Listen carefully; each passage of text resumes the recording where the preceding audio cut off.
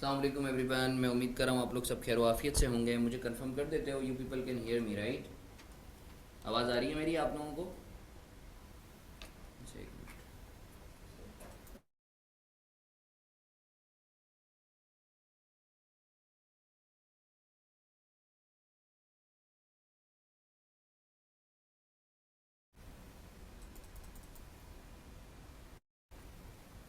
आवाज़ आ रही है आप लोगों को मेरी? Am I loud and clear to all of you? चलो, अच्छी बात है, अच्छी बात है। ग्रुप पर मैसेज कर दो, क्लास स्टार्ट हो गई है प्लीज़। ग्रुप पर मैसेज कर दो, क्लास स्टार्ट हो गई है।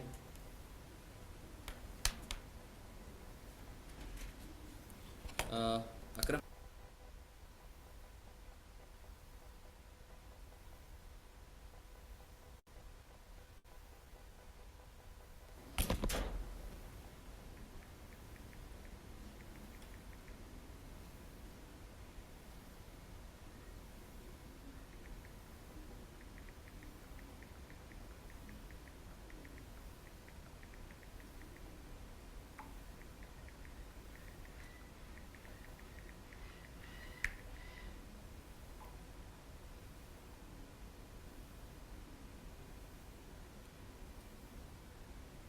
सर ग्रुप पर मैसेज कर दें।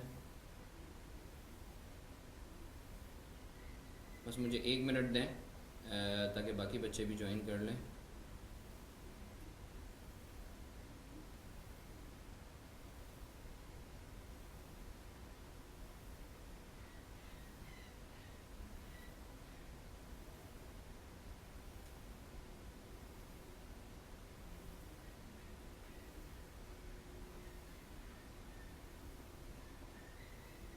ग्रुप पर आप लोगों ने मैसेज कर दिया है, क्लास स्टार्ट हो गई है।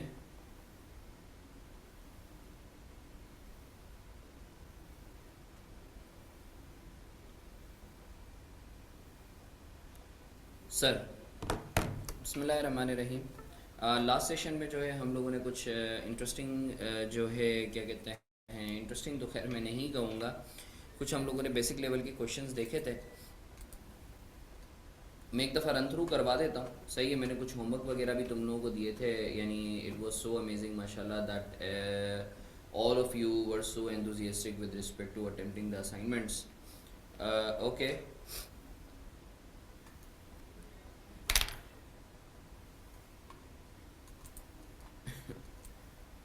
सर, हमने जो है लास्ट जो हम लोगों के 3-4 सेशन जो है वो हुए, उसमें हम लोगों ने जो है स्टेटमेंट ऑफ कैश फ्लोज के हवाले से पर्पस देखा, हम लोगों ने जो है बेनिफिट्स देखे स्टेटमेंट ऑफ कैश फ्लोज के। उसके बाद हमने देखा कि sir statement of cash flows जब आप बनाते हो तो आपकी अकाउंटिंग की बेसिस क्या होती हैं, सही है ना? उसके बाद जो है हमने देखा कि जब आप कैश फ्लो स्टेटमेंट की बात करते हो तो it includes cash equivalent as well. फिर हमने sir cash flow from operating activities देखा, cash flow from investing activities देखा, cash flow from financing activities देखा। फिर हमने बाकायदा सर जो है लॉजिक देखी कुछ चीज़ों की कि भाई करंट एसेट्स और करंट लायबिलिटीज़ जब बढ़ती हैं या कम होती हैं तो क्यों इस तरीके से हो रहा होता है कि आप प्रॉफिट में से कम लेस या ऐड कर रहे होते हो। फिर सर हमने फॉर्मेट देखा कि सर किस तरीके से जो है आप कैश फ्लो स्टेटमेंट बनाते हो। फिर हमने कुछ बेसिक लेवल के क्वेश्चंस देखे, सही है? और लास्ट सेशन में हम लोगों ने फुल फ्लेज जो है वो कैश फ्लो स्टेटमेंट के 2 क्वेश्चंस किए, मैंने आप लोगों को खुद करवाए, सही है ना? अच्छा सर, आज आज जो है क्या कहते हैं हम लोग थोड़ा सा आगे बढ़ेंगे। अब सर क्या करेंगे हम लोग, कैश फ्लो स्टेटमेंट अल्हम्दुलिल्लाह हम लोगों को चूँकि आ चुका है, हमारी बेसिक्स बहुत ज़्यादा स्ट्रॉन्ग हो चुकी हैं। अब मैं तुम लोगों को जो है ना क्या कहते हैं पास्ट पेपर्स, मेरे जो सेल्फ मेड क्वेश्चंस हैं वो डिफरेंट बॉडीज़ के क्वेश्चंस में करवाता रहूँगा, और उसमें डिफरेंट डिफरेंट कॉन्सेप्ट जो है जो एग्जामिनर पूछ सकता है उसकी टॉपिंग ऑन द केक हम लोग करते रहेंगे। केक हमारा बन गया है अल्हम्दुलिल्लाह, अब हमने उसके ऊपर बस टॉपिंग करनी है एक एक कॉन्सेप्ट की। सर क्वेश्चन 3 में प्रॉफिट 250,000 था, वो ओनर ने पूरा विड्रॉ कर लिया, तो ये ड्राइंग भी हो गया, ये लॉजिक समझिए। बिल्कुल, प्रॉफिट आपका 2.5 लाख से क्रेडिट और फिर 2.5 लाख से ड्राइंग डेबिट, कोई हरज वाली बात नहीं है भाई, प्रॉफिट कमाया उसी का ही पैसा है वो ले गया, कोई हरज वाली बात नहीं है, उसमें परेशानी वाली बात क्या है? अच्छा सर, मैंने जो है क्या कहते हैं, मैंने जो है तुम लोगों को क्वेश्चन करने के लिए दिया था। क्वेश्चन 3 में एक दफ़ा खोल भी लेता हूँ जो हमारा हैंड आउट है। अच्छा, मैंने आप लोगों को कुछ क्वेश्चंस के सॉल्यूशंस भी जो है वो भेजे थे। अच्छा, क्वेश्चन 2 तक मैंने करवा दिया था। 3 जो है 3 और 4 अच्छा, फोर जो है वो जाहिर सी बात है वो थोड़ा सा मुश्किल था, तो फोर इतनी आसानी से नहीं होना था। तो फोर के दो कॉन्सेप्ट्स हैं जो कि मैं चाहूँगा आप लोगों को दूँ। फोर मैं खुद करवाऊँगा, सही है ना। तो आज जो है हम लोग कुछ पास पेपर्स वगैरह भी देखेंगे। तो सर जल्दी से मुझे मैसेज करके बता दो आप लोग मेरे साथ हो। फोर के अंदर कुछ नए कॉन्सेप्ट्स हैं, सही है। आयशा, आई एम श्योर के your query has been answered के सर प्रॉफिट था 2.5 लाख का, तो वो सारा का सारा जो है वो क्या कहते हैं 2.5 लाख रुपए उसने निकाल दिए, तो भाई उसके पैसे उसकी मर्जी, निकाल लिए तो क्या हो गया भाई, कोई हरज वाली बात थोड़ी है। अच्छा सर, अब हम एक कॉन्सेप्ट लेते हैं। I would like all of you to be focused here. In fact इस पे क्वेश्चंस भी आ रहे थे मेरे पास, मैं चाहूंगा इधर मुतवज्जे हो जाए।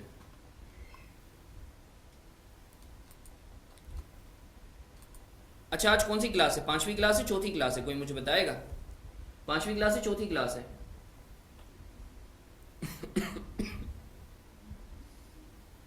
5th class, okay.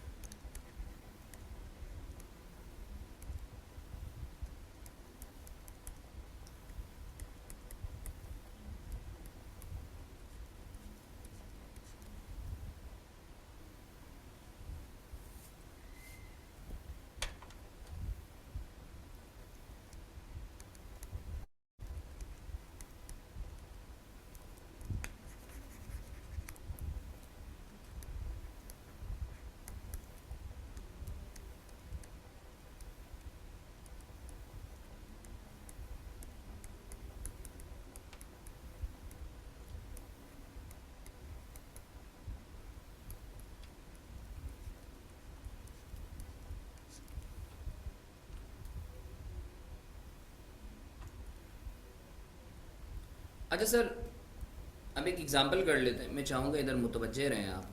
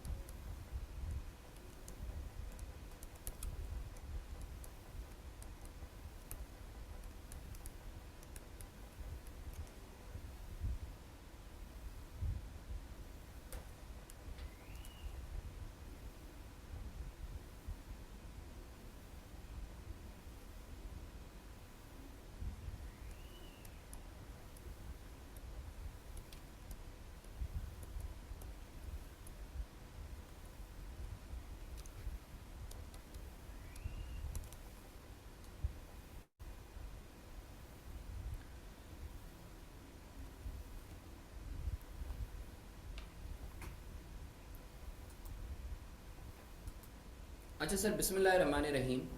Concept and entry of disposal of assets, सही है। इस कॉन्सेप्ट को सर आप बहुत गौर से सुनेंगे, क्योंकि बेसिक्स के अंदर जो है ये शायद डिस्पोजल वाला एरिया जो है ये शायद कवर नहीं जो है किया जाता सिलेबस में।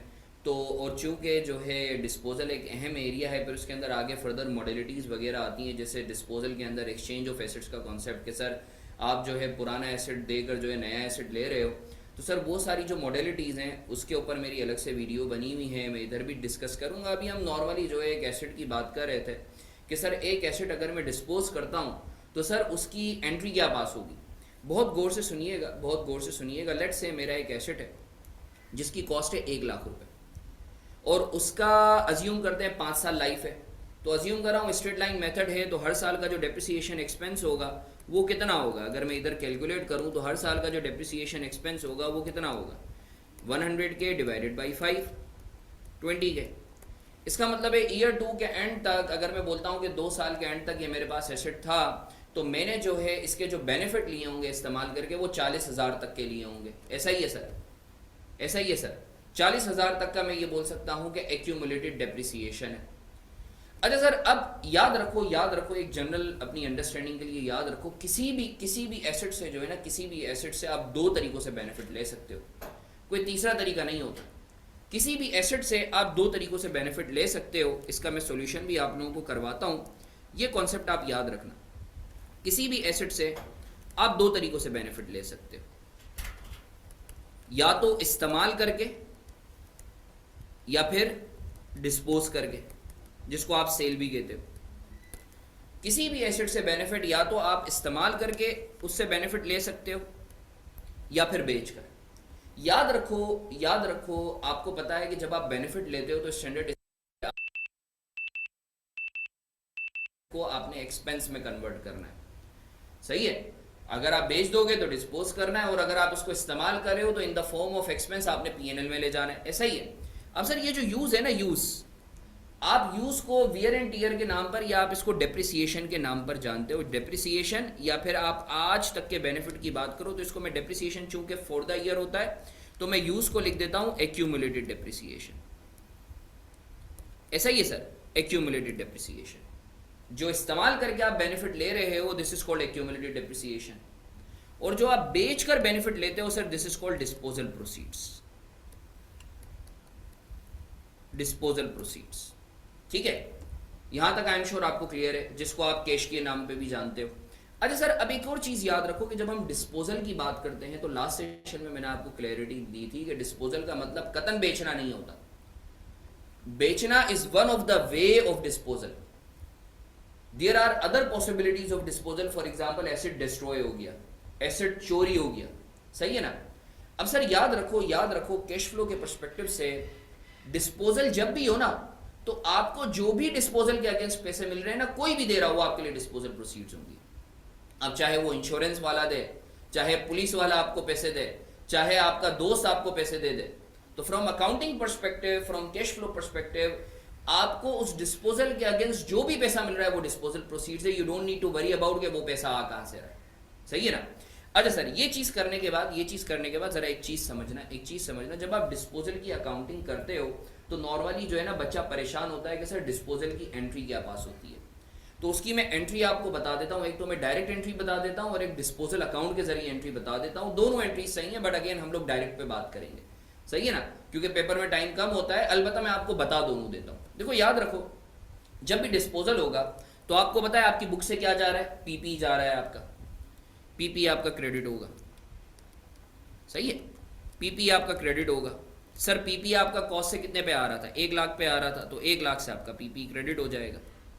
आपके पास आ क्या रहा है, या आने से पहले आप ये समझो कि जब पीपी आपका 1 लाख से क्रेडिट हो रहा है तो उससे रिलेटेड जो एक्यूमुलेटेड डेप्रिसिएशन है वो भी खत्म होना चाहिए। एक्यूमुलेटेड डेप्रिसिएशन कॉन्ट्रा अकाउंट है, सही है।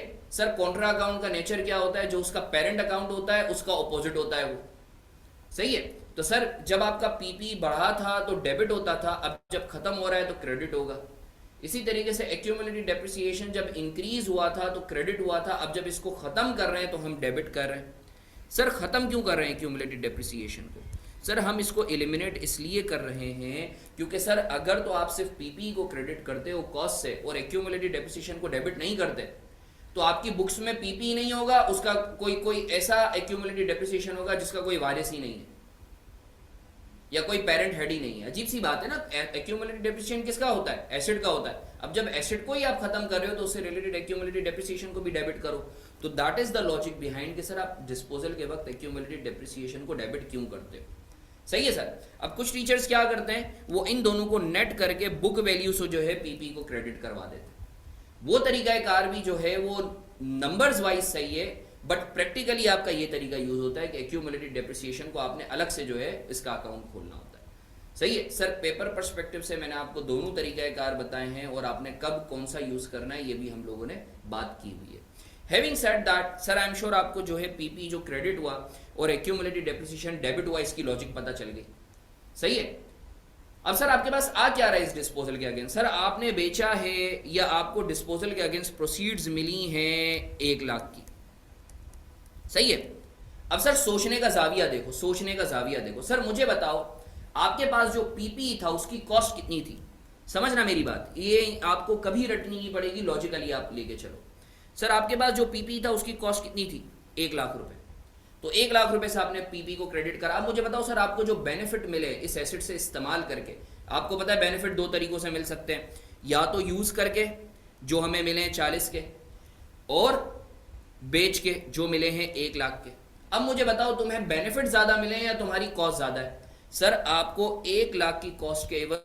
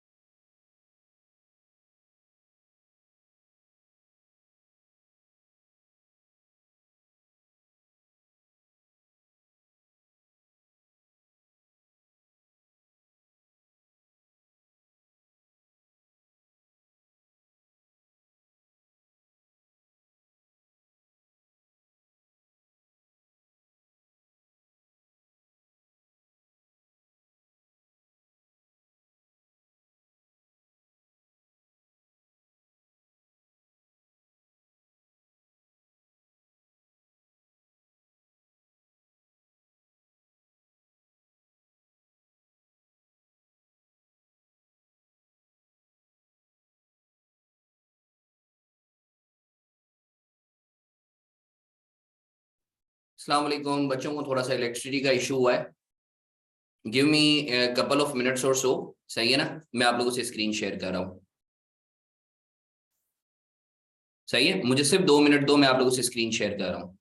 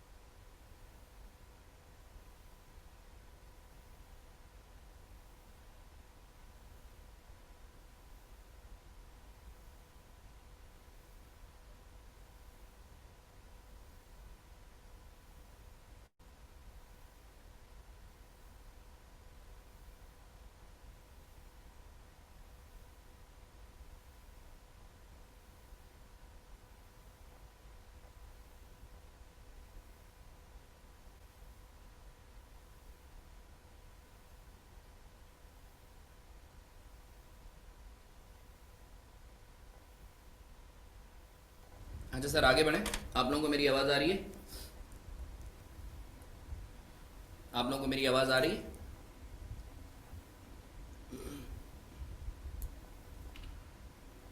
आप लोगों को मेरी आवाज़ आ रही है? Am I loud and clear to all of you? अच्छा सर, क्विकली मूविंग ऑन। तो मैं आप लोगों से ये अर्ज कर रहा था कि सर देखो, आप किसी भी एसेट से जो है ना बेनिफिट दो तरीकों से ले सकते हो, इस्तेमाल करके, जिसको अकाउंटिंग की ज़बान में हम कहते हैं एक्यूमुलेटेड डेप्रिसिएशन, या फिर आप बेच के उस एसेट से बेनिफिट ले सकते हो, जिसको अकाउंटिंग की ज़बान में हम कहते हैं डिस्पोजल प्रोसीड्स। अब सर, आप ये जो एक एसेट है जिसका आपने 1 लाख का जो है आपने खरीदा था और आपने 40,000 तक के उसके बेनिफिट लिए ईयर 2 के एंड तक, अज्यूमिंग 5 साल इसकी लाइफ है तो 1 साल का 20,000, तो 2 साल का जो है 40,000, तो आज तक इसके जब आप इसको बेचने के लिए जा रहे हो ईयर 2 के एंड पर, तो आपने इसके बेनिफिट लिए हैं 40,000 तक के। तो सर मैंने आपको जो इसकी लॉजिक बता दी कि सर आप पीपी को जब क्रेडिट कर रहे हो तो उससे रिलेटेड जो कॉन्ट्रा एक्यूमुलेटेड डेप्रिसिएशन है उसको डेबिट करना ज़रूरी है, वरना तो बड़ी अजीब सी बात हो जाएगी कि भाई पेरेंट हेड जो है वो आपका नहीं है, आपका जो है एक कॉन्ट्रा जो है वो स्टैंड कर रहा है, डजेंट मेक सेंस, राइट। फिर मैंने तुम्हें बोला कि देखो यार, तुम्हें क्या मिल रहा है, तुम्हारे पास क्या आ रहा है इस पीपी के, बस कैश आ रहा है तो कैश डेबिट हो गया। अब सर नॉर्मली बच्चा क्या करता है, वो रट्टा लगाता है कि भाई क्रेडिट साइड पर हो तो गेन होगा, डेबिट साइड पर हो तो लॉस होगा। नहीं, ऐसा नहीं करना, लॉजिकली लेके चलना है कि सर आपको ये एसेट कितने का पड़ा है, सर ये आपको एसेट पड़ा है 1 लाख रुपए का, उसके एवज आपको बेनिफिट कितने के मिल रहे हैं, सर इस्तेमाल करके बेनिफिट मिल रहे हैं 40 के, बेच के बेनिफिट मिल रहे हैं 1 लाख के, टोटल 40 का बेनिफिट मिल रहा है। तो इसका मतलब है 40 का एक्सेस बेनिफिट मिल रहा है, तो ये आपका क्या हो गया, गेन हो गया। इसके बरक्स अगर सर आपकी disposal proceeds for the sake of discussion 40,000 होती, डिस्पोजल प्रोसीड्स एक की जगह 40,000 होती, तो आपका पीपी 1 लाख का होता और आपको जो बेनिफिट मिल रहे होते इस्तेमाल और बेचकर वो 80 के मिल रहे होते, तो 20,000 का क्या होता, लॉस होता। आई होप सर आपको ये जो डिस्पोजल की एंट्री है ये क्लियर है। अब इसको जो है, क्योंकि कुछ बच्चे जो है वो डिस्पोजल अकाउंट के जरिए जो है डिस्पोजल वगैरह को के ऊपर गेन या लॉस कैलकुलेट करते हैं, तो आओ मैं तुम्हें जो है डिस्पोजल अकाउंट के जरिए भी जो है बहुत आसान से तरीके से समझा देता हूँ। याद रखो, डिस्पोजल अकाउंट के जरिए अगर तुम्हें गेन या लॉस निकालना हो ना, एंट्री यही होगी, एंट्री यही होगी। और देखो पेपर में ना आप डिस्पोजल अकाउंट यूज नहीं करना, इट्स बेटर कि ये वाली एंट्री, डायरेक्ट एंट्री यूज करो। मैं तुम्हें डिस्पोजल अकाउंट बता देता हूँ। देखो डिस्पोजल अकाउंट समझने का जो है आसान सा तरीका, डिस्पोजल अकाउंट के अंदर ना इस तरफ आती है कॉस्ट डेबिट साइड पे, और इस तरफ आते हैं बेनिफिट्स। कभी भी डिस्पोजल अकाउंट बनाना हो ना तो ये आसान सी चीज़ ये याद रखना, नोट बाई मारफानी, तो इंशाल्लाह कभी तुम जो है वो गेन और लॉस में परेशान नहीं होगे। और हमें पता है कि डिस्पोजल का मतलब बेचना नहीं होता, डिस्पोजल कुड भी एनीथिंग, सही है, जिसकी वजह से एसेट बुक में से निकल रहा हो। अच्छा सर मुझे बताओ, ये जो अगर हम इसका डिस्पोजल अकाउंट बनाएं तो मुझे बताओ ये एसेट जो डिस्पोज हो रहा है इसकी कॉस्ट कितनी थी, 1 लाख। और सर इससे बेनिफिट कितने के मिले, सर इस्तेमाल करके बेनिफिट मिले हैं, जिसको मैं बोलता हूं एक्यूमुलेटेड डेप्रिसिएशन, वो मिले हैं 40 के। और सर बेच के कितने बेनिफिट मिले हैं, जिसको मैं बोलता हूं डिस्पोजल प्रोसीड्स, वो बेनिफिट मिले हैं सर 1 लाख के। तो सर मुझे बताओ बेनिफिट ज्यादा है या कॉस्ट ज्यादा है, बेनिफिट ज्यादा है या कॉस्ट ज्यादा है। सर ऑब्वियसली आपका बेनिफिट ज्यादा है, तो इसका मतलब है सर गेन आएगा आपका। तो सर कौन सी साइड होती है, डेबिट साइड, तो गेन आ जाएगा यहां 40 का। मैं उम्मीद करता हूं आपको क्लैरिटी। गेन या लॉस रट्टा मार के नहीं निकालना सर, आपने सिर्फ ये देखना है बेनिफिट ज्यादा है। बेनिफिट्स दो तरीकों से मिलते हैं, इस्तेमाल करके और बेच के, उनका सम, या कॉस्ट ज्यादा है। अगर if benefits are higher then the cost it would result in gain on disposal, and if it's a flip side it would result in loss. तो सर आई होप आपको 40,000 का ये गेन कैसे आया। तो सर ये सारा कॉन्सेप्ट देने का मतलब ये था कि मैं तुम्हें ये बता सकूं कि सर जब भी डिस्पोजल होता है तो एक्यूमुलेटेड डेप्रिसिएशन का अकाउंट डेबिट क्यों होता है, और आपके पास जो भी डिस्पोजल के एवज पैसे मिल रहे हैं, अब चाहे वो कोई भी दे, वो फॉर ऑल प्रैक्टिकल पर्पसेस आपके लिए डिस्पोजल प्रोसीड्स है। मैं उम्मीद करता हूं सर आपको डिस्पोजल का कॉन्सेप्ट और एंट्री और डिस्पोजल अकाउंट के जरिए गेन या लॉस निकालना क्लियर होगा। अच्छा सर ये कैश फ्लो पढ़ाते पढ़ाते ये जो है आप क्या कहते हैं, ये कॉन्सेप्ट कहाँ से लेकर आ गए। सर देखो कैश फ्लो का हर आइटम का, हर एंट्री का कैश फ्लो पे इम्पैक्ट आ सकता है अगर तो उसमें कैश का इन्वॉल्वमेंट है, सही है ना। अच्छा सर अब एक और कॉन्सेप्ट दे रहा हूँ, ये कॉन्सेप्ट आप लोगों ने कॉपी कर लिया, इसकी पिक्चर लेके ग्रुप पे डालना चाहते हो तो डाल दो, जल्दी से ग्रुप पर पिक्चर लेके डाल दो सर, जल्दी से ग्रुप पे पिक्चर लेके डाल दो।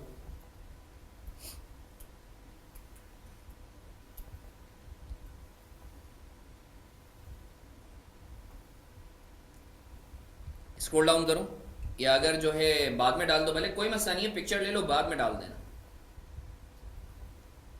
मैं अभी एक्सेस दे दूंगा तो डाल देना। पिक्चर ले लो, अनस तुम पिक्चर ले लो, स्क्रॉल डाउन करो, कायना तुम भी पिक्चर ले लो, स्क्रॉल डाउन करो, चलो इसकी भी पिक्चर ले लो जल्दी से। अच्छा अगर स्क्रीनशॉट लेट से एक से ज़्यादा पेजेस पर हो ना तो सबकी आसानी के लिए 1/2 और 2/2 के नाम से कर देना। अच्छा मैं तुम लोगों को याद होगा कि स्क्रीनशॉट तो मैं डलवाता हूँ, पर मैं हर डेली बेसिस पे जब भी हम लोगों की क्लास हो जाती है तो मैं नोटिंग भी भेजता हूँ, सही है ना। अच्छा सर अब एक और कॉन्सेप्ट पढ़ रहे हैं, मैं चाहूँगा इधर मुतवज्जे रहें, इधर मुतवज्जे रहें। सर ये कॉन्सेप्ट इसलिए पढ़ा रहा हूँ क्योंकि ये कॉन्सेप्ट जो है क्वेश्चन नंबर 4 में आना है, और क्वेश्चन नंबर 4 जो है क्या कहते हैं आई में ऐसे 2 से 3 दफ़ा जो है ऐसे सवाल आ चुके हैं। अच्छा सर मैं चाहूँगा इधर मुतवज्जे हो जाओ। लोन,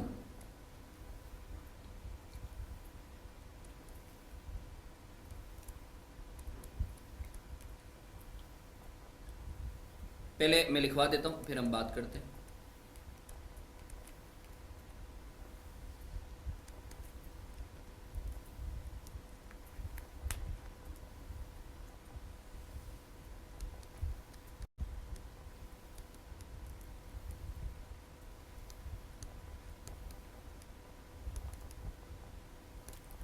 पहले लिखवा देता हूँ फिर बात करते हैं।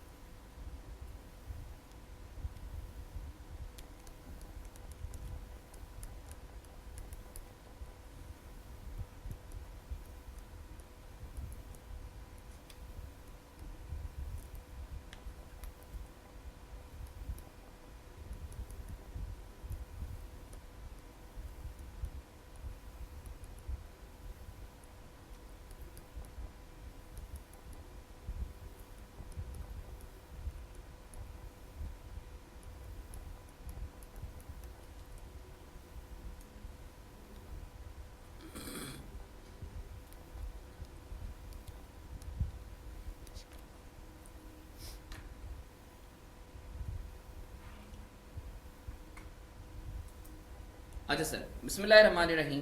सर ये जो कॉन्सेप्ट है ये बड़ा अहम कॉन्सेप्ट है, बचपन में आप लोगों ने पढ़ा होगा separate entity concept. Separate entity concept में हम लोगों ने क्या पढ़ा था कि सर ओनर और बिजनेस दो अलग अलग एंटिटीज़ हैं, ओनर बिजनेस नहीं है और बिजनेस ओनर नहीं है। और सर हम जो अकाउंटिंग करते हैं वो किसकी करते हैं, हम जितना भी IFRS के तहत अकाउंटिंग कर रहे हैं वो बिजनेस की कर रहे हैं या ओनर की कर रहे हैं, बिजनेस की कर रहे हैं।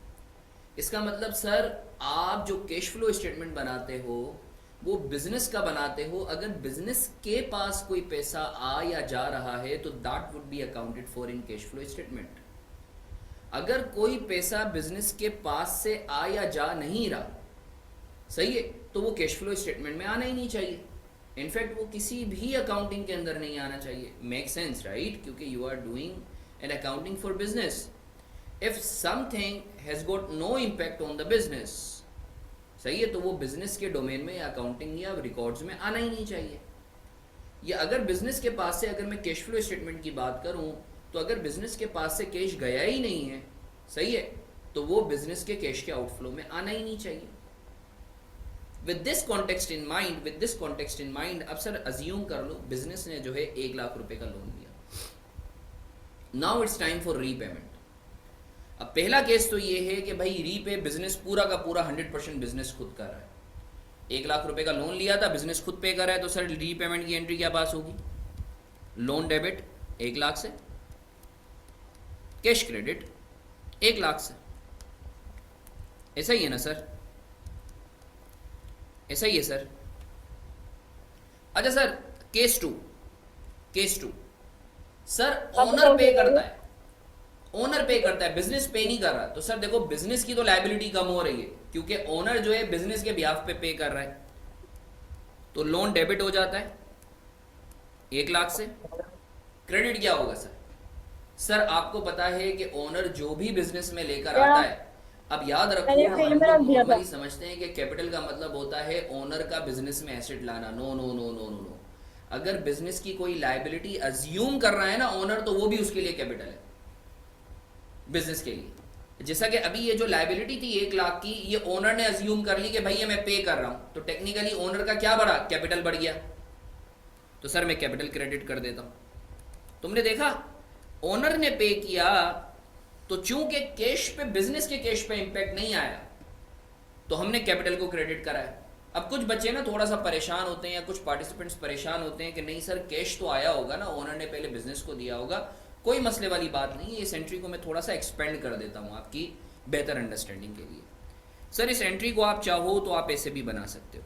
अगर आप बोलते हो नहीं सर पहले जो है ओनर बिजनेस में पैसे लेकर आया होगा, तो भाई पहले कैश डेबिट कैपिटल क्रेडिट ऐसे कर लेते हैं, आपके हिसाब से चल लेते हैं। सही है सर, मैं 1 मिनट ज़रा पेज ऐड कर दूं।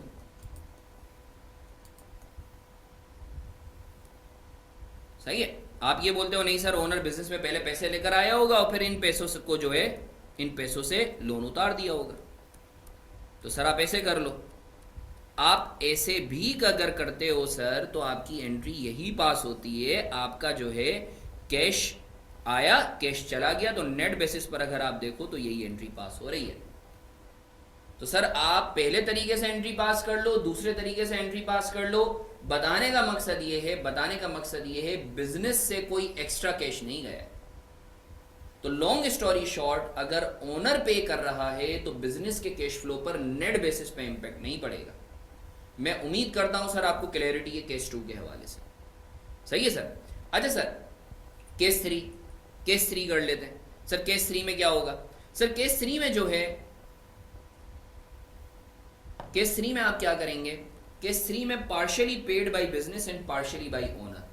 तो पहले तो इसकी एक शॉर्टकट एंट्री पास कर लेते हैं। सर मुझे बताओ लोन आपका पे कितने से हो रहा है? लोन सर आपका पे कितने से हो रहा है? लोन सर आपका पे हो रहा है 1 लाख से। सर बिजनेस के पास से पैसा कितना जा रहा है? बिजनेस जो है वो चूंकि 50% पे कर रहा है, तो बिजनेस के पास से 50,000 जा रहा है। बाकी कौन दे रहा है? बाकी ओनर दे रहा है, तो कैपिटल क्रेडिट कर लो 50,000 से। मैं उम्मीद करता हूं सर आपको क्लैरिटी है। अच्छा सर अगर आप इस पे सेटिस्फाई नहीं होते तो मैं आप इस एंट्री को एक्सपेंड करके बताता हूं, इंपैक्ट यही रहेगा। इस एंट्री को मैं थोड़ा सा एक्सपेंड करके बताता हूं। आप चाहो तो आप पहले अज्यूम करो कि ओनर बिजनेस में पैसे लाया 50,000 कैश डेबिट कैपिटल क्रेडिट 50,000 से, और फिर बिजनेस ने अपने 50,000 रुपये मिलाए और ओनर के लाए हुए 50,000 रुपये मिलाए, और बिजनेस ने जो है लोन पे कर दिया, लोन डेबिट 1 लाख से और कैश क्रेडिट 1 लाख से। ऐसा ही हुआ। आप ये बोल रहे हो ना कि ओनर पहले 50,000 रुपये बिजनेस में लाया और बिजनेस ने अपने 50,000 रुपये मिला के लोन पे ऑफ कर दिया। तो सर अल्टीमेटली अगर आप देखो तो यही इंपैक्ट आ रहा है। आपका कैश 50 से डेबिट, आपका 1 लाख से क्रेडिट। तो नेट बेसिस पर आपका कैश कितने से क्रेडिट हो रहा है?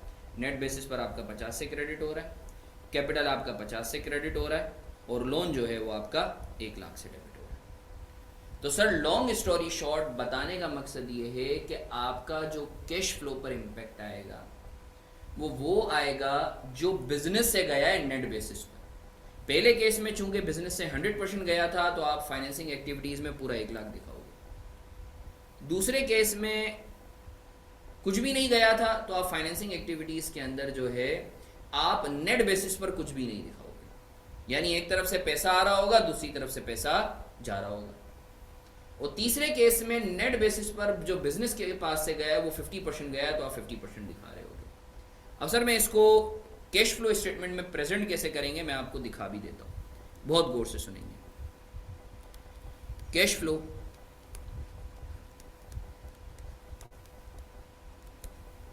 फ्रॉम फाइनेंसिंग एक्टिविटीज, बहुत गौर से सुन रहे हैं। Case 1, case 2, case 3। Loan repaid, सही है, और दूसरा है कंट्रीब्यूशन।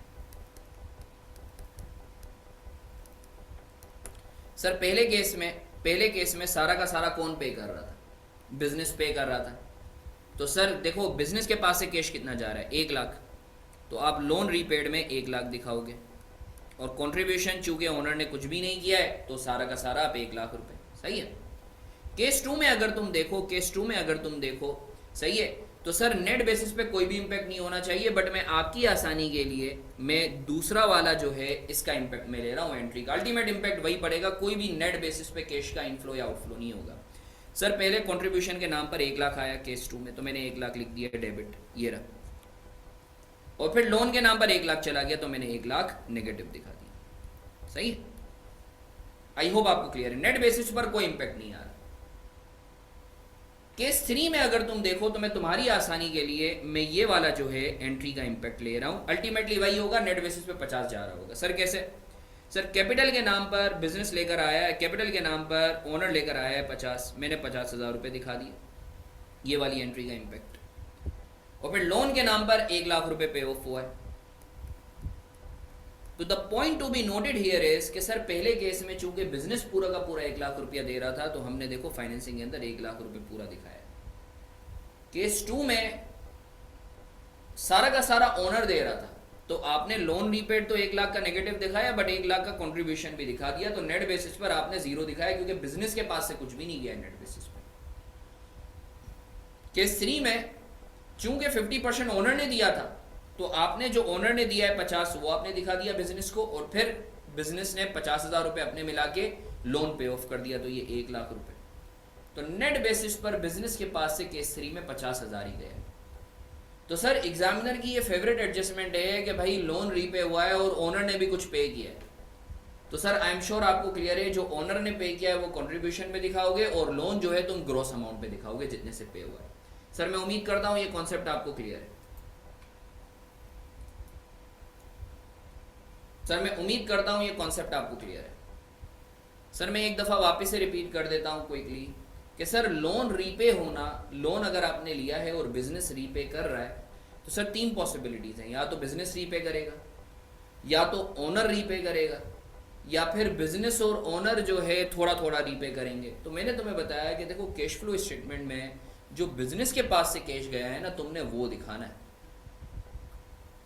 सही है। अब सर केस 1 में अगर तुम देखो तो एंट्री क्या पास हुई होगी, लोन डेबिट कैश क्रेडिट, ऐसा ही है। तो तुम देखो फाइनेंसिंग एक्टिविटीज के अंदर मैंने 1 लाख रुपए का रीपेमेंट दिखा दी, ओनर ने चूंकि कुछ भी नहीं दिया तो मैंने कंट्रीब्यूशन में कुछ भी नहीं दिखाया। केस 2 में मैं बोलता हूं कि सर सारा का सारा बिजनेस की लायबिलिटी ओनर ने पे ऑफ कर दी। सही है। तो नेट बेसिस पे बिजनेस के पास से कोई भी इनफ्लो या आउटफ्लो नहीं हुआ, तो मैंने कंट्रीब्यूशन के नाम पर 1 लाख रुपए दिखा दिया कि ओनर लेकर आया पैसे, और ओनर ने बिजनेस के ब्याफ पे कर दिए, तो मैंने बिजनेस के ब्याफ पर रीपेमेंट दिखा दी 1 लाख की। नेट बेसिस पर 0 इम्पैक्ट। केस 3 में सर जो 1 लाख का हमें रीपे करना था उसमें से जो 50,000 है वो ओनर ने पे की, तो सर हमने बिजनेस के पास से 1 लाख रुपए का ही आउटफ्लो दिखाया, बट ओनर से जो 50,000 रुपए मिले वो इनफ्लो हमने दिखा दिया। तो नेट बेसिस पर वही आपका 50,000 रुपए बन रहा है जो बिजनेस से गया है।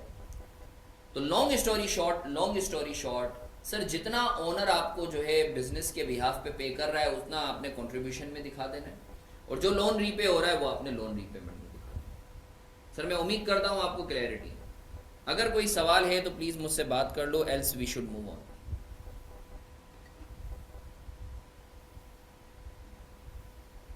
पिक्चर लेके ग्रुप पे डाल दो, ये एग्जामिनर की फेवरेट एंट्री है।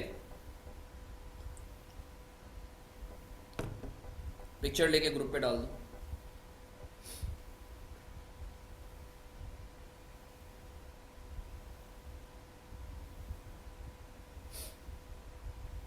स्क्रॉल डाउन करो, स्क्रॉल डाउन करो।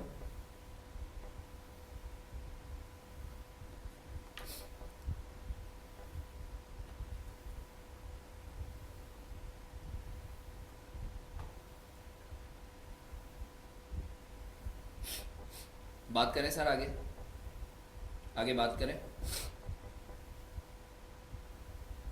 चलो अच्छी बात है।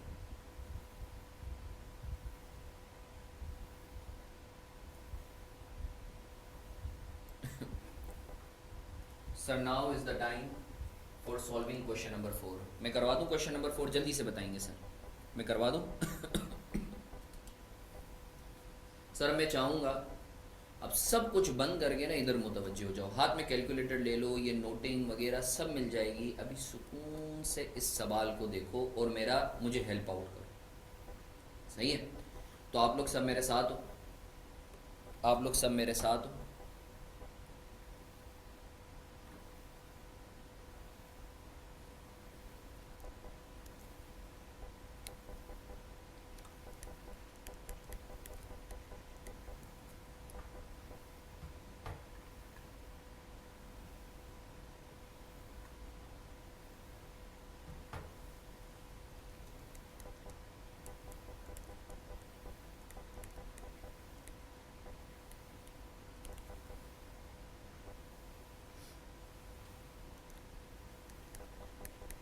पहले फॉर्मेट बना लेते।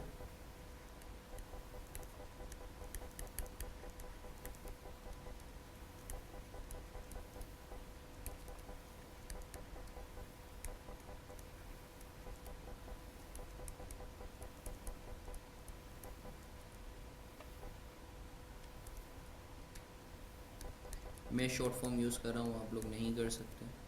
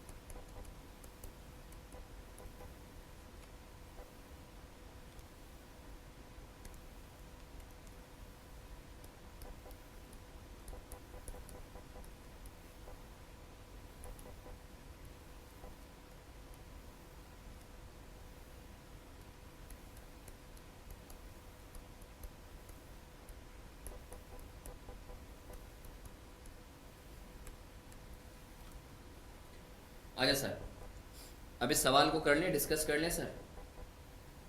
बिस्मिल्लाह करें सर, बिस्मिल्लाह करें सर।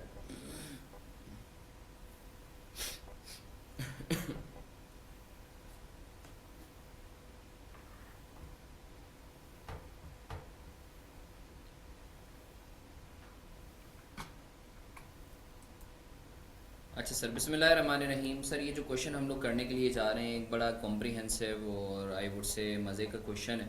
सही है ना सर? इसमें हमें जो है कैश फ्लो स्टेटमेंट बनानी है। हमारा जो लेटेस्ट ईयर है वो 2008 है और प्रीवियस ईयर है 2007। सर कैश दिया हुआ है, अकाउंट रिसीवेबल दिया हुआ है, इन्वेंट्री दी हुई है, इन्वेस्टमेंट्स दी हुई हैं। सर इन्वेस्टमेंट्स क्या है भाई? लॉन्ग टर्म इन्वेस्टमेंट्स हैं। सर इन्वेस्टमेंट का हमने किस तरीके से टी अकाउंट बनाना है? सर आसान सा याद रखो, इन्वेस्टमेंट का आपने वैसे ही टी अकाउंट बनाना है जैसे पीपीई का बनाते हो, विदाउट डेप्रिसिएशन।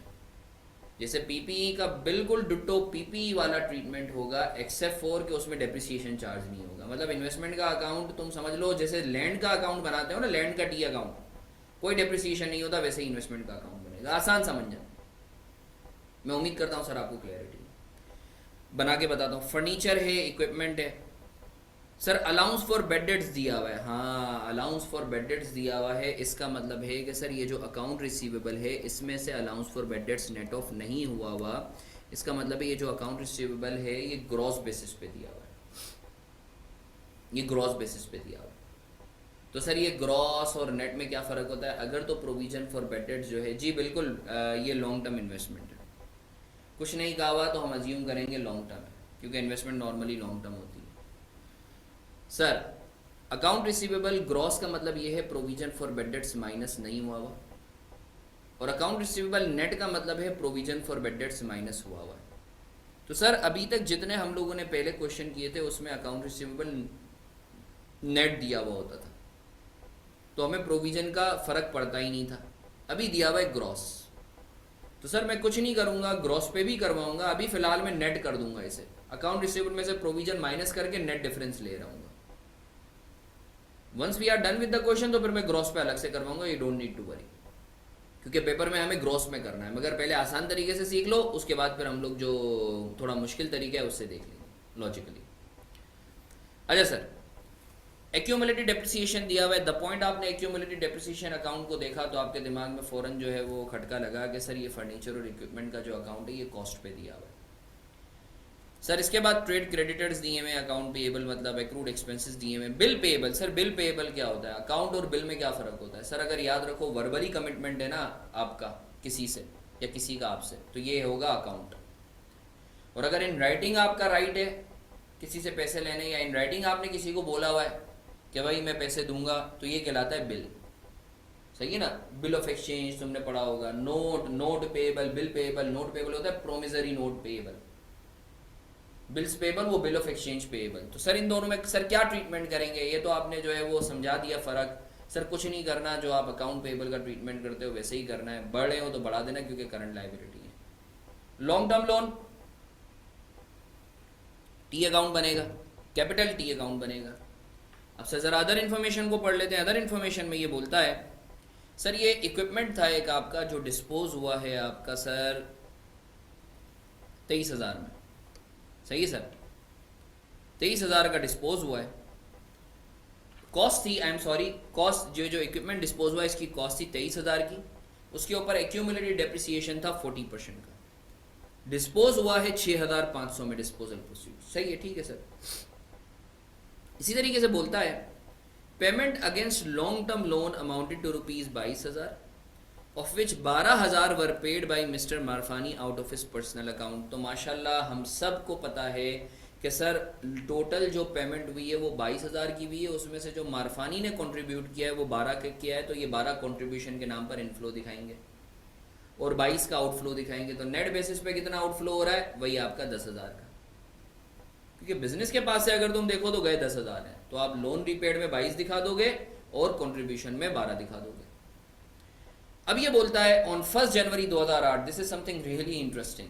साल के शुरू में फर्नीचर था जो कि कंप्लीटली डिस्ट्रॉय हो गया। इसका मतलब है सर जो ओपनिंग था वो सारा का सारा खलास, क्रेडिट। तो सर जब ओपनिंग आपका फर्नीचर कॉस्ट डेबिट हो रहा है, क्रेडिट हो रहा है, तो डोंट यू थिंक उससे रिलेटेड जो ओपनिंग एक्यूमुलेटेड डेप्रिसिएशन है that also is required to be wiped out.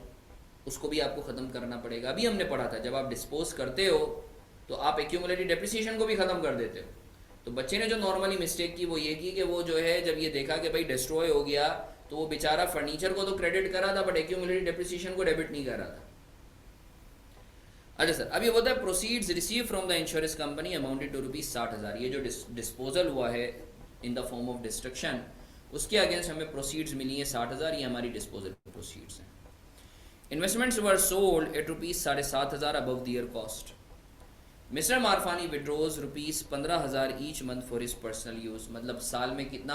15,000 into 12, तो ये 1,80,000 या समथिंग इतना बनता है। सही ना? वो तुम लोग मुझे बता देना जो भी बनता है।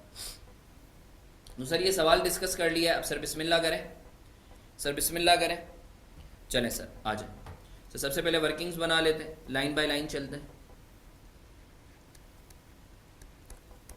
आप लोग अभी कॉपी नहीं कर रहे, अभी आप लोग सिर्फ इधर देख रहे हो। Working 1 account receivable net. 2008, 2007 account receivable gross, provision for bad debts. Sir मुझे बता दें अकाउंट रिसीवेबल ग्रॉस कितना है सर? 21,500, 31,700।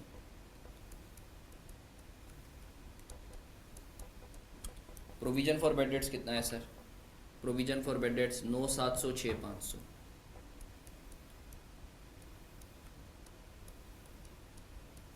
सर मुझे बताते हैं अकाउंट रिसीवेबल नेट कितना है? अकाउंट रिसीवेबल नेट कितना आ रहा है सर? मुझे बताते हैं प्लीज़, अकाउंट रिसीवेबल नेट कितना आ रहा है?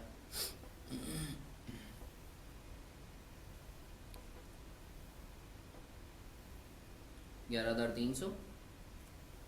2008 का आ रहा है 25,200। और 2007 का कितना आ रहा है सर? 2007 का कितना आ रहा है सर? 2-3 बच्चे मिलके करेंगे ताकि जल्दी जल्दी कर लें। ज़बरदस्त सर। अब सर अकाउंट रिसीवेबल नेट वही वाला रूल, पिछले साल से क्या हो रहा है, बढ़ रहा है कम हो रहा है? सर प्रोविज़न का अलग से इम्पेक्ट नहीं लेंगे, वो हम जब ग्रॉस बेसिस पे करेंगे तो करेंगे, अभी फ़िलहाल नेट बेसिस पर करना है आपने। अकाउंट रिसीवेबल में से माइनस करके नेट बेसिस पे आपने डिफरेंस लेना है। सर मुझे बता रहे हैं नेट बेसिस पर जो है आपका अकाउंट रिसीवेबल कितने से बढ़ रहा है या कम हो रहा है? एक्चुअली बढ़ रहा है, ये तो अपेरेंट है, कितने से बढ़ रहा है वो ज़रा मुझे बता दो जल्दी जल्दी। 13,400 से इंक्रीज़ हो रहा है, तो हम वर्किंग कैपिटल चेंजेस में अकाउंट रिसीवेबल को 13,400 से क्या कर देंगे, माइनस कर देंगे। ठीक है सर, आगे बढ़े सर, यहाँ तक क्लैरिटी है आपको सर? 13,400 से बढ़ रहा था तो हमने लेस कर दिया। सर इसके बाद है इन्वेंट्री। इन्वेंट्री सर 19,400 से 25,000 हो रही है सर, 5,600 से बढ़ रही है, तो हम इन्वेंट्री को क्या कर देंगे, माइनस कर देंगे। सर ऐसा क्यों कर रहे हैं सर? इसकी लॉजिक हमने डिटेल में देखिए। 5,600 कितने से? 5,600 से ना, 19,400 से 25,000, तो 5,600 से आपका बढ़ रहा है, तो हम कम कर देंगे। सर मैं उम्मीद करता हूँ आपको क्लैरिटी है। अच्छा सर, इन्वेंट्री हो गया, मैं टिक मार्क करता हुआ जाता हूँ। इन्वेस्टमेंट, सर इन्वेस्टमेंट का टी अकाउंट बना लेते हैं। इन्वेस्टमेंट का टी अकाउंट कैसे बनेगा? इन्वेस्टमेंट का टी अकाउंट मैंने आपको अभी बताया कि सर जैसे पीपी का अकाउंट बनता है वैसे ही बनेगा, just like a land without depreciation. Working two इधर बना लेता हूँ, इन्वेस्टमेंट्स।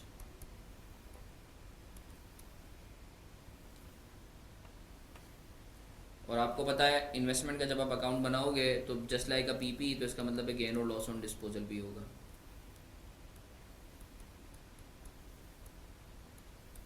अच्छा आपको पता है इन्वेस्टमेंट पे कोई डेप्रिसिएशन नहीं होता, right? Disposal proceeds, DP means disposal proceeds, बीवी मींस बुक वैल्यू। अच्छा सर आप ये बोलना चाह रहे हैं इन्वेस्टमेंट के केस में बुक वैल्यू और कॉस्ट सेम होगी? जी बिल्कुल, मैं यही बोलना चाह रहा हूँ, क्योंकि कोई डेप्रिसिएशन नहीं है तो ऑब्वियसली सेम होगी गेन। सर इन्वेस्टमेंट के बैलेंसेस कितने हैं? इन्वेस्टमेंट के बैलेंसेस कितने हैं? 16,900 साल का ओपनिंग है, क्लोजिंग कुछ भी नहीं है। ओपनिंग है 16,900, क्लोजिंग कुछ भी नहीं है। तो सर इसका क्या मतलब है? सर ओपनिंग है 16,900, क्लोजिंग कुछ भी नहीं है, इसका मतलब सारा का सारा क्या हो गया, सारा का सारा क्या हो गया, डिस्पोजल हो गया। कितने से? 16,900 से। सर ये बैलेंसिंग फिगर है ये बैलेंसिंग फिगर है सर, कि भाई जब साल के एंड में बचा ही नहीं है तो क्या हुआ होगा, बिक गया होगा। अच्छा सर कितने में बिका? ये तो था कितने वाला बिका, कितने में बिका। तो सर अगर आप इन्फॉर्मेशन पढ़ो तो इन्फॉर्मेशन में इधर ये बोलता है कि जो इन्वेस्टमेंट बिकी है, सेकंड लास्ट इन्फॉर्मेशन पढ़ो तो ये बोलता है कि जो इन्वेस्टमेंट बिकी है वो 7,500 अबव प्रॉफिट, अबव कॉस्ट में बिकी है। इसका मतलब है जितनी कॉस्ट थी 7,500 ऊपर पे बिकी है, मतलब 7,500 रुपये के गेन पे बिकी है। सर बुक वैल्यू कितनी थी? 16,900। सर पीपी के केस में तो बुक वैल्यू और कॉस्ट अलग अलग होती थी, यहाँ सेम क्यों है? क्योंकि मेरा बच्चा कोई डेप्रिसिएशन नहीं है, तो ऑब्वियसली बुक वैल्यू और कॉस्ट तो सेम होनी है। तो जल्दी से बताओ जेब में कितने गए होंगे, जेब में कितने गए होंगे सर? 16,900 प्लस 7,500, तो जेब में गए होंगे 24,400। ज़बरदस्त, बहुत अच्छे। सर ओपनिंग, इनफ्लो आउटफ्लो कुछ भी नहीं। डिस्पोजल पता नहीं सर, इस डिस्पोजल के अगेंस्ट आपको मिल रहे हैं 24,400। 24,400 के अंदर गेन शामिल है और ये गेन जो है प्रॉफिट में भी शामिल है, तो आप प्रॉफिट में से इसे एक्सक्लूड करेंगे, जस्ट लाइक अ पीपीई का गेन। सही है ना सर? सर आप देख रहे हो कितना स्मूथली तरीके से करोगे तो बहुत स्मूथली सवाल होगा। फॉर्मेट बनाओ पहले, फिर लाइन बाय लाइन आप करो, तो सर इसकी पोस्टिंग जल्दी से कर देते हैं। Cash flow from investing activities में जाके डिस्पोजल प्रोसीड्स, इन्वेस्टमेंट 24,400, सही है। और एडजस्टमेंट फॉर्म में इधर लिख देता हूँ गेन ऑन डिस्पोजल इन्वेस्टमेंट्स 7,500। जब प्रॉफिट में इम्पैक्ट लिया होगा तो प्लस करा होगा, इम्पैक्ट को निकाल रहे हैं तो माइनस कर रहे हैं। मैं उम्मीद करता हूँ सर आपको क्लैरिटी है। अच्छा सर आगे बढ़ते हैं। इसके बाद अगर आप नेक्स्ट अकाउंट देखो, इन्वेस्टमेंट वी आर डन। अब है फर्नीचर। सर फर्नीचर का आपको पता है कॉस्ट पे अकाउंट बनेगा। This is something interesting account, I would like all of you to be focused here. Working two 3M, sorry, furniture.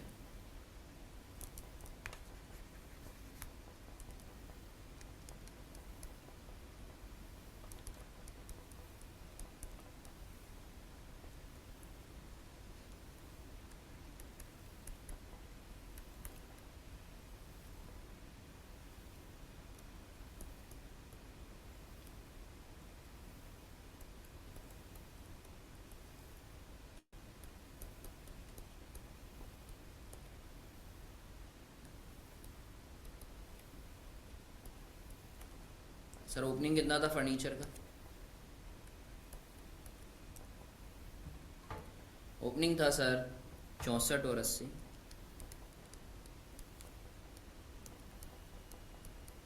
Sir accumulated depreciation का opening और क्लोजिंग कितना था? 15 और 8।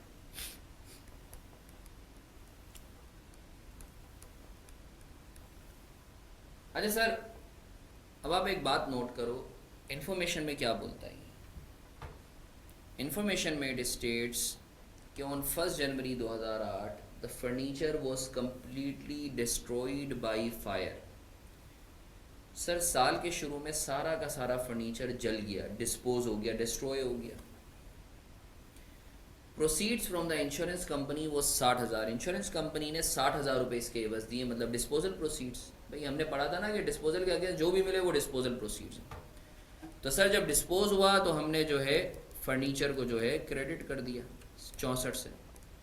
हमें पता है ना एंट्री, डिस्पोजल की एंट्री भी हमने पढ़ी थी, पीपी कॉस्ट से क्रेडिट। और सर जब हमने पीपी को कॉस्ट से क्रेडिट किया तो इसका जो एक्यूमुलेटेड डेप्रिसिएशन था उससे रिलेटेड तो उसको डेबिट कर दिया 15 से। सही है सर। अब सर मुझे बताओ सर इसकी बुक वैल्यू कितनी थी? इस एसेट की बुक वैल्यू कितनी थी sir? Sir cost minus accumulated depreciation 64 minus 15, 64 के माइनस 15 के कितनी थी सर? 49,000। और सर इसके एवज आपको इंश्योरेंस कंपनी ने दिए कितने? इंश्योरेंस कंपनी ने दिए हैं 60,000। तो सर कितने का गेन हुआ? 11,000। मैं उम्मीद करता हूँ सर आपको क्लैरिटी है। अच्छा सर फर्नीचर का बैलेंसिंग फिगर निकालो। तो बैलेंसिंग फिगर एडिशन कितना आ रहा है सर? ऑब्वियसली जो क्लोजिंग है वही आ रहा है 80,000। इसी तरीके से सर एक्यूमुलेटेड डेप्रिसिएशन का जो डेप्रिसिएशन एक्सपेंस है वो कितना आ रहा है सर? वो आ रहा है 8,000।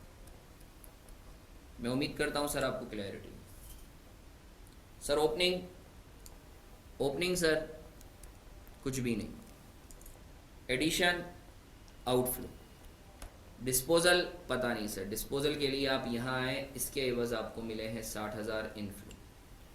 इस 60 के अंदर ये 11 का गेन शामिल है और ये 11 प्रॉफिट में भी शामिल है, तो हम इसको exclude from profit.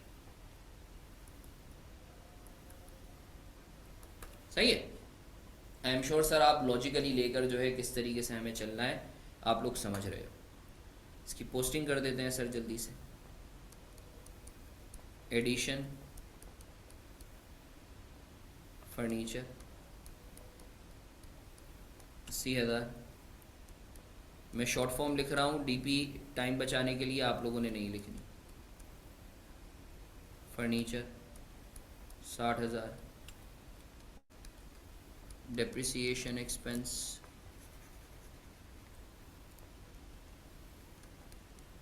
Depreciation expense, F का मतलब है फर्नीचर,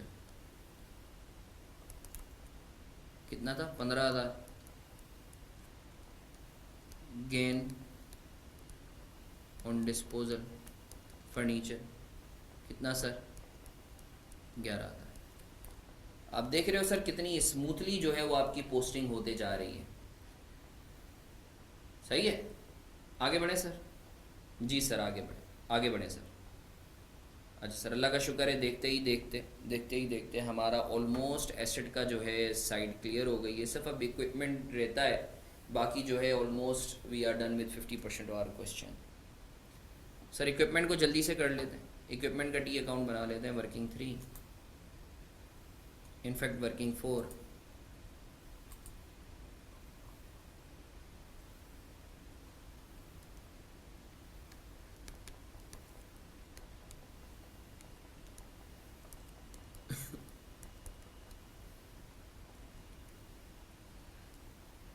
सर ओपनिंग क्लोजिंग बताते हैं सर।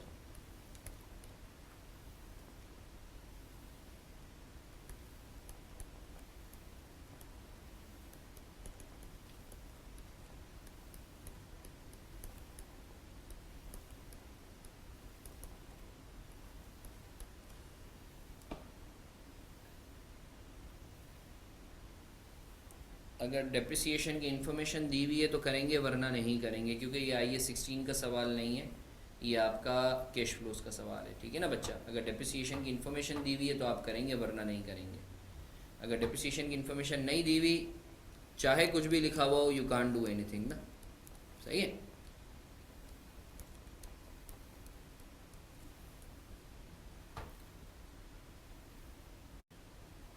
सर इक्विपमेंट का क्या है 18 और 24।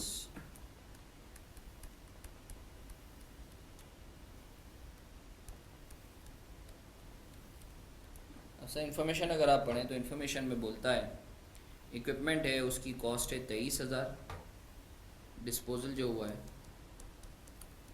और 23,000 का 40% कितना होता है, 23,000 का 40% कितना होता है, क्योंकि 40% का एक्यूमुलेटेड डेप्रिसिएशन है ना। 23 का 40% कितना होता है 9,200।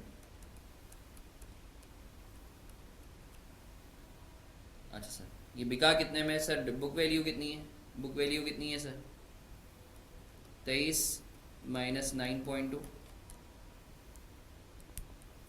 13,800। जेब में कितने गए 6,500, तो लॉस कितने का है सर 7,300। सर बैलेंसिंग करेंगे तो एडिशन कितना आ रहा है सर, और डेप्रिसिएशन एक्सपेंस कितना आ रहा है सर, बैलेंस करके बताते हैं जल्दी से। एडिशन कितना आ रहा है और डेप्रिसिएशन एक्सपेंस कितना आ रहा है।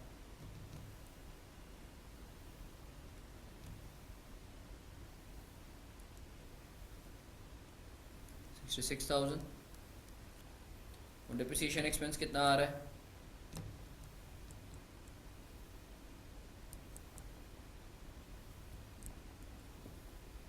15,200। सर ओपनिंग कुछ भी नहीं, एडिशन आउटफ्लो, डिस्पोजल नहीं सर, इधर आके देखें, डिस्पोजल प्रोसीड्स हैं 6,500। इस 6,500 में क्या 7,300 का लॉस शामिल है? जी सर, और ये जो लॉस है इस प्रॉफिट में भी शामिल है, तो आप प्रॉफिट में से एक्सक्लूड करेंगे। जब इंक्लूड करा था तो आपने माइनस करा था, जब एक्सक्लूड करेंगे तो प्लस करेंगे। सर एक्यूमुलेटेड डेप्रिसिएशन, ओपनिंग कुछ भी नहीं, डेप्रिसिएशन एक्सपेंस कुछ भी नहीं, डिस्पोजल कुछ भी नहीं, क्लोजिंग कुछ भी नहीं। मैं उम्मीद करता हूँ सर आपको क्लैरिटी है। इसी सोच के साथ जल्दी से हम लोग पोस्टिंग कर देते हैं। ठीक है सर, 66,000, 15,200 और 7,300।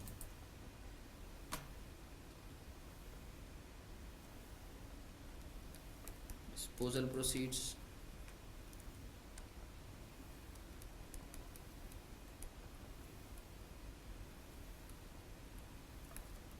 6,500, एडिशन,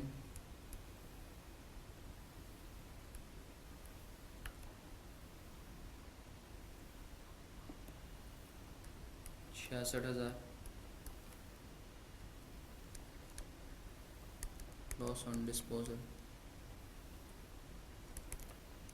7,300, डिप्रिसिएशन एक्सपेंस 15,000।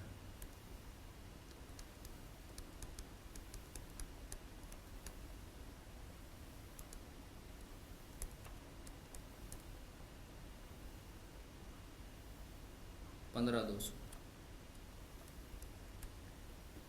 मैं उम्मीद करता हूँ सर आपको क्लैरिटी है। अब तुम देखोगे कि माशाल्लाह देखते ही देखते हमारा ऑलमोस्ट 60 से 70% कैश फ्लो का जो क्वेश्चन है वो हो चुका है। ठीक है सर। सर आगे बढ़ते हैं क्विकली। इसके बाद हमारे पास अलाउंस फॉर बैड डेट्स वो हम कर चुके, एक्यूमुलेटेड डेप्रिसिएशन वो कर चुके। अकाउंट पेबल सर पिछले साल से बढ़ रहा है, 6,500 से 10,800 हो रहा है। कितने से बढ़ रहा है सर? अकाउंट पेबल कितने से बढ़ रहा है? इसके बाद मुझे एक्रूड एक्सपेंसेस भी बता दें कि कितने से बढ़ या कम रहा है, और फिर बिल पेएबल भी बता दें जल्दी से। 4,300 से बढ़ रहा है, 4,300 से बढ़ रहे हैं। ओके। और एक्रूड पेएबल कितने से कम हो रहे हैं?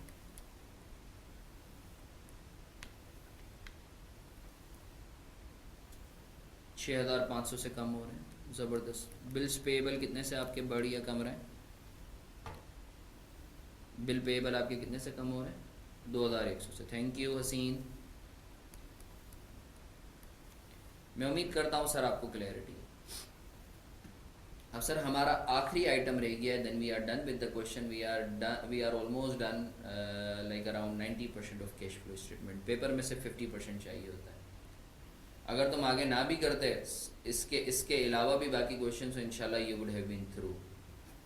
सही है। तो सर आगे बढ़ते हैं। ये सिर्फ एक क्वेश्चन नहीं, ऐसे सारे क्वेश्चन को तुम इतना ही करते तो अल्लाह की ज़ात से उम्मीद है तुम पास हो जाते। ठीक है ना, just to give you a confidence. इसका ये मतलब नहीं है आधा आधा पेपर में पौना वो पाव छोड़ के आ जाओ 25%। अच्छा सर, अब है लॉन्ग टर्म लोन पेएबल और कैपिटल। सर इसका टी अकाउंट बना लेते हैं, sir capital account, capital loan. Sir opening closing,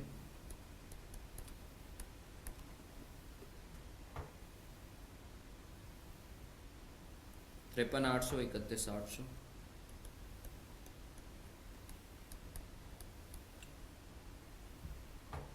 capital 83.8, 136।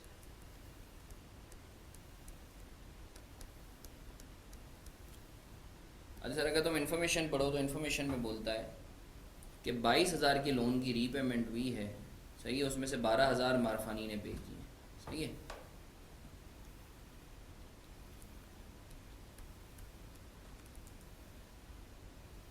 Loan total 22,000 से पे हुआ है।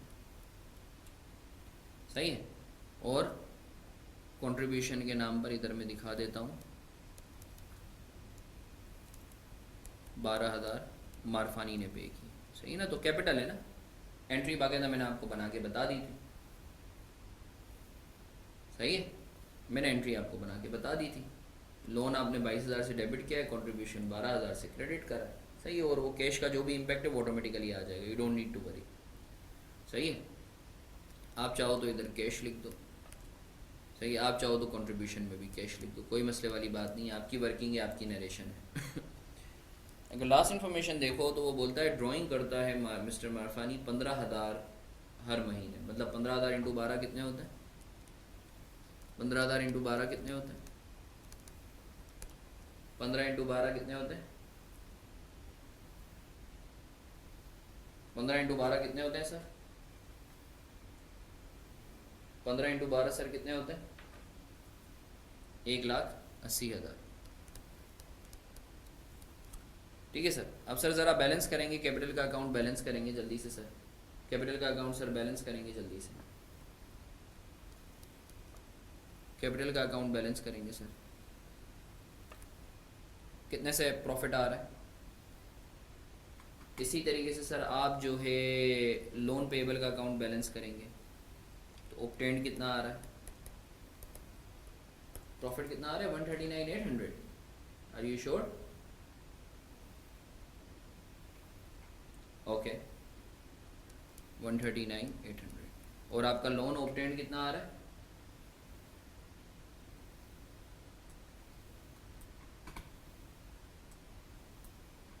लोन ऑब्टेन्ड कितना आ रहा है? लोन ऑब्टेन्ड कितना आ रहा है?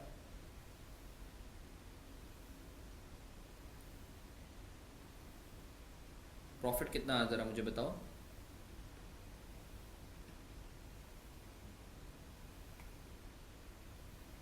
$2,20,200। ठीक है, 2,20,200। और लोन ऑब्टेन्ड कितना आ रहा है? लोन ऑब्टेन्ड कितना आ रहा है?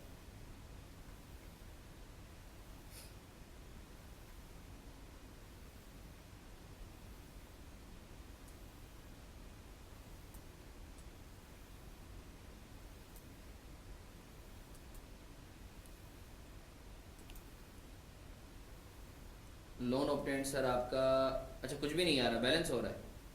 अच्छा बैलेंस हो रहा है, ठीक है ठीक है ठीक है ठीक है। अच्छा सर ओपनिंग कुछ भी नहीं है। प्रॉफिट जो है सर आपका, इसका हम लोग cash flow from operating activities में देखेंगे। Contribution inflow, drawing outflow, closing कुछ भी नहीं है, ओपनिंग कुछ भी नहीं है, ऑब्टेन्ड है ही नहीं, लोन रीपेड आउटफ्लो, क्लोजिंग कुछ भी नहीं है। सही है। अच्छा साहब इसकी पोस्टिंग कर देते हैं, जल्दी से इसकी पोस्टिंग कर देते हैं, पोस्टिंग कर देते हैं सर इसकी। कैश फ्लो फ्रॉम फाइनेंसिंग के अंदर कंट्रीब्यूशन दिखाएंगे 12,000 का, और लोन रीपेड दिखाएंगे 22,000 का। तो कोई बच्चा मैसेज कर रहा था कि सर नेट बेसिस पे तो 10,000, तो देखो 10,000 ही है, बस दिखाने का तरीका अलग है। Sir drawing 1,80,000। सर अल्हम्दुलिल्लाह प्रॉफिट इधर डाल देता हूँ 2,20,200। सर मुझे जल्दी जल्दी आप लोग जो है बता देते हैं net cash flow from operating activities कितना है, cash flow from investing activities कितना है, और cash flow from financing activities कितना है, मुझे जल्दी से बता देते हैं। Net cash flow from operating activities कितना है, net cash flow from investing activities कितना है, net cash flow from financing activities कितना है। मैं meanwhile opening cash plug in कर देता हूँ।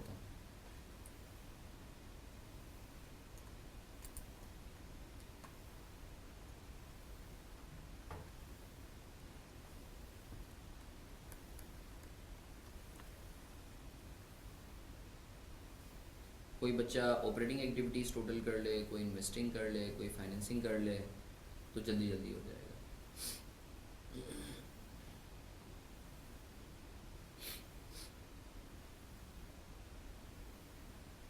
2,39,200। Thank you. I am sure ये पॉजिटिव है।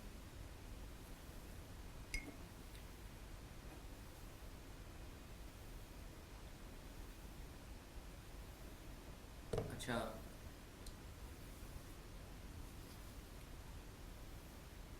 253,700 है। ओके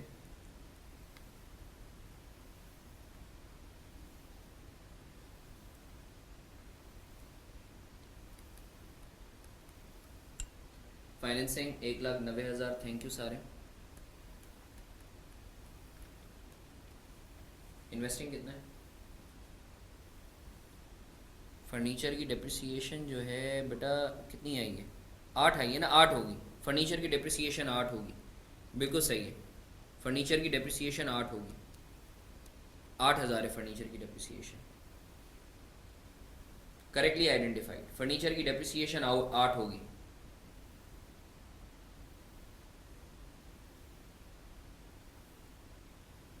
इन्वेस्टिंग एक्टिविटीज़ बताओ।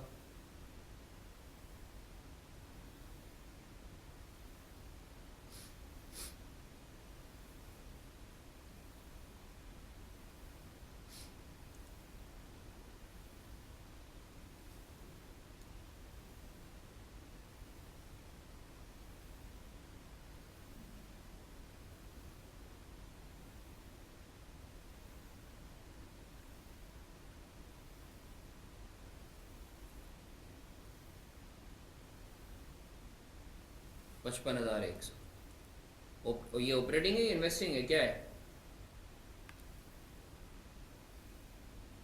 सारिन ये ऑपरेटिंग है इन्वेस्टिंग है क्या है?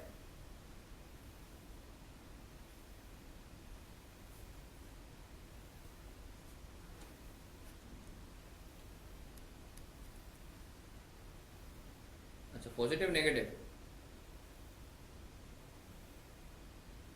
अच्छा नेगेटिव, सही है। और ऑपरेटिंग कितनी है? ऑपरेटिंग सही बताइए, 253,700 ऑपरेटिंग सही है? ऑपरेटिंग सही है 253,700। अब एक काम करो, अगर सही है तो ज़रा मुझे जल्दी से टोटल करके बता दो। A net, B net, C net cash flow during the year बताते हो कितना आ रहा है?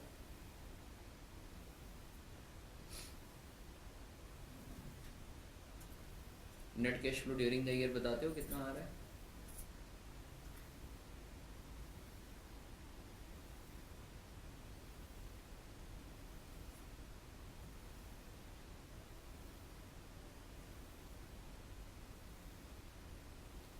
नहीं नहीं, एक भी सा नहीं सकता।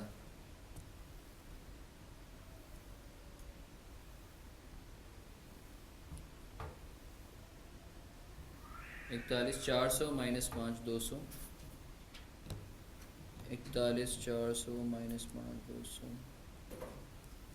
सर ये आना चाहिए 36,200 नेगेटिव, 36,200 नेगेटिव। सही है। ओपनिंग कैश है 41,400, तो आपका जो closing cash and cash equivalent है sir, closing cash and cash equivalent है, इट कम्स टू 5,200। सही है ना? तो सर आपका अगर टोटलिंग में प्लस माइनस हो तो वो तुम लोग खुद टोटल देख लेना, क्योंकि हो सकता है कि किसी बच्चे ने गलत बताया हो जिसकी वजह से जो है। सर ऑपरेटिंग रीचेक करवा लें, 2,08,900 आ रहा है ऑपरेटिंग। सर ऑपरेटिंग 2,08,900 सही है, 2,08,900 सही है। मैं करेक्ट कर देता हूँ, 2-3 शहादतें मिल गई हैं, 2,08,900। तो सर अल्हम्दुलिल्लाह we are done with one of the comprehensive questions of cash flow statement. सही है। I am sure net cash flow during the year यही आ रहा होगा। तो सर आई एम श्योर आप लोगों को कोई भी क्यूरी या कंसर्न नहीं है, अगर है तो please feel free to reach out.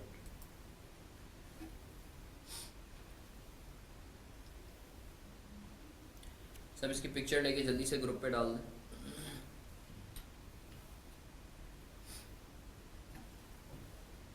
दिखा रहा हूँ, इसकी पिक्चर ले ली है आपने?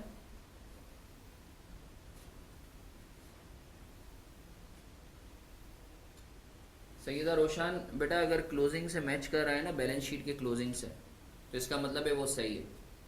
देखो ये 5,200 आ रहा है ना क्लोजिंग, देखो ये 5,200, ये इससे मैच कर रहा हूँ मैं। सही है। मैं कह रहा हूँ मैं कह रहा हूँ। जी जी पूछें।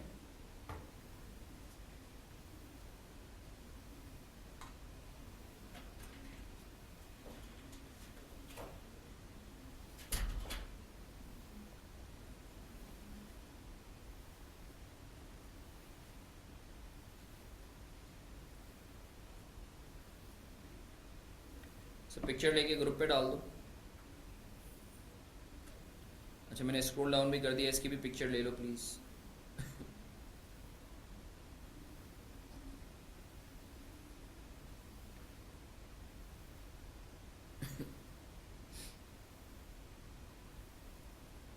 बेटा कैपिटल बढ़ता है ना, ओनर पे कर रहा है तो ओनर का तो स्टेक बढ़ा ना। लोन तो डेबिट हुआ, क्रेडिट क्या हुआ?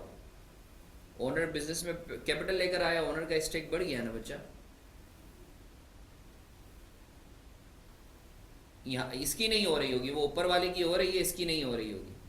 ठीक है ना, वो मैं तुम लोगों से नोटिंग शेयर कर दूंगा, you don't need to worry, I would be sharing the notings with all of you. सही है।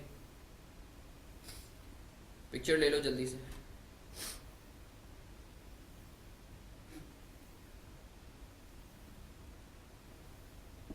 अच्छा सर, अब इसकी भी पिक्चर ले लो जल्दी से, शाबाश।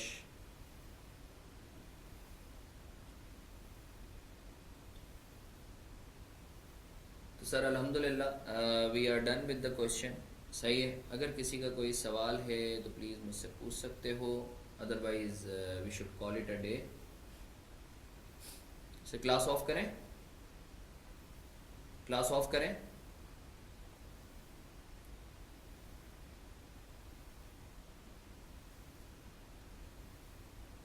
चलो अल्हम्दुलिल्लाह अल्हम्दुलिल्लाह। कैश फ्लो वो वाला टॉपिक है जो तुम्हारा कभी 20 मार्क का आता है, कभी 8 मार्क का आता है। लास्ट टाइम 18 मार्क का आया है, तो इस दफ़ा जो है शॉर्ट क्वेश्चन इसके ऊपर जो है कि शॉर्ट क्वेश्चन आएगा।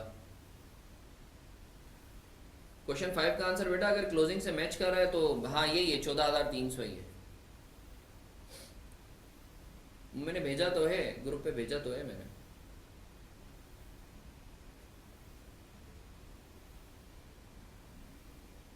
आया है, कैश फ्लो आया है। यानी लास्ट टाइम में तो मैंने 2-3 क्वेश्चंस बताए थे कि वो आएंगे ही आएंगे, और अल्हम्दुलिल्लाह वो स्ट्रेट आए। ठीक है ना, तो cash flow is one of them. यानी अगर तो मेरे पिछले अटेम्प्ट की जो इंपॉर्टेंट क्वेश्चंस वाली वीडियो है उसके अंदर जो सबसे पहला था वो कैश फ्लो ही था लॉन्ग में।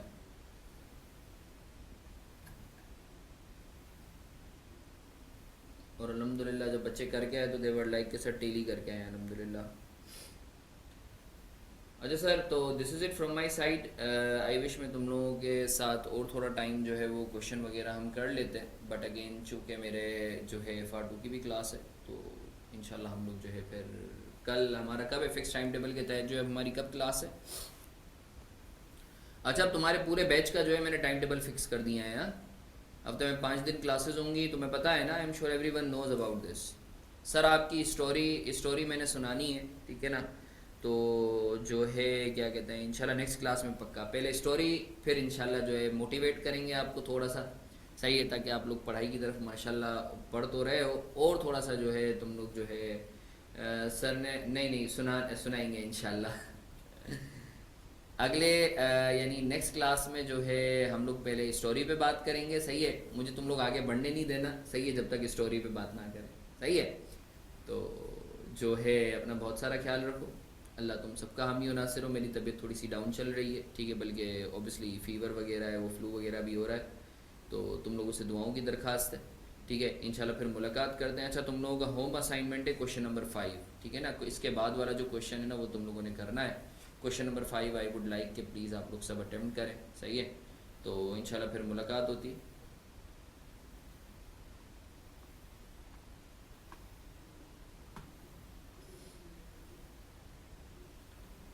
Thank you everyone for your kind wishes.